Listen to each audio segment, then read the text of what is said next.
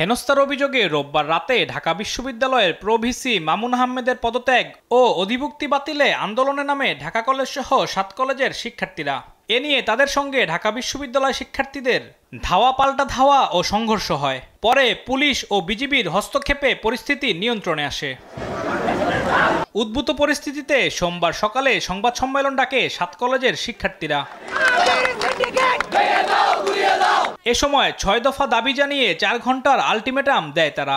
সৃজনশীল সমাধান আপনারা দেন, কিন্তু এই সৃজনশীল সমাধান যতদিন পর্যন্ত দেওয়া না হবে এই সংঘাত সংঘর্ষ কিন্তু চলতেই থাকবে। ৪ ঘন্টার ভিতরে বিকেল ৪টার মধ্যে প্রবেশী মামুনকে পদত্যাগ করতে হবে।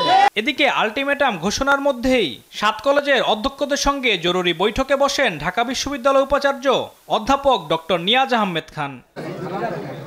রুদ্ধদ্বার বৈঠক শেষে ঘোষণা আসে ২০২৪-২৫ শিক্ষাবর্ষ থেকেই ৭ কলেজের অধিভুক্তি বাতিল সহ শিক্ষার্থী ভর্তির কার্যক্রমে থাকছে না ঢাকা বিশ্ববিদ্যালয়।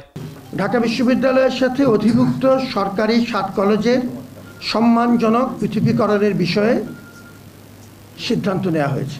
অধিভুক্ত সরকারি ৭ কলেজের শিক্ষার্থীদের ভর্তি কার্যক্রম পরিচালনা সংক্রান্ত পূর্ববর্তী যে সিদ্ধান্ত আমরা নিয়েছিলাম সেটি পরিবর্তন করে আমরা ১ বছর এগিয়ে এনে এবছর থেকেই অর্থাৎ ২০২৪-২৫ শিক্ষাবর্ষ থেকেই ঢাকা বিশ্ববিদ্যালয়ের অধীনে আর ভর্তি না নেওয়ার ব্যাপারে সিদ্ধান্ত গ্রহণ করা হয়েছে। তবে যেসব শিক্ষার্থী বর্তমানে ঢাবির অধীনে আছেন তাদের শিক্ষা জীবনে কোনো প্রভাব পড়বে না বলেও আশ্বস্ত করেন উপাচার্য। প্রয়োজন অনুযায়ী এদিকে ৭ কলেজ জাতীয় বিশ্ববিদ্যালয়ের অধীনেও ফিরছে না বলে জানিয়েছেন ঢাকা কলেজ অধ্যক্ষ AKM ইলিয়াস।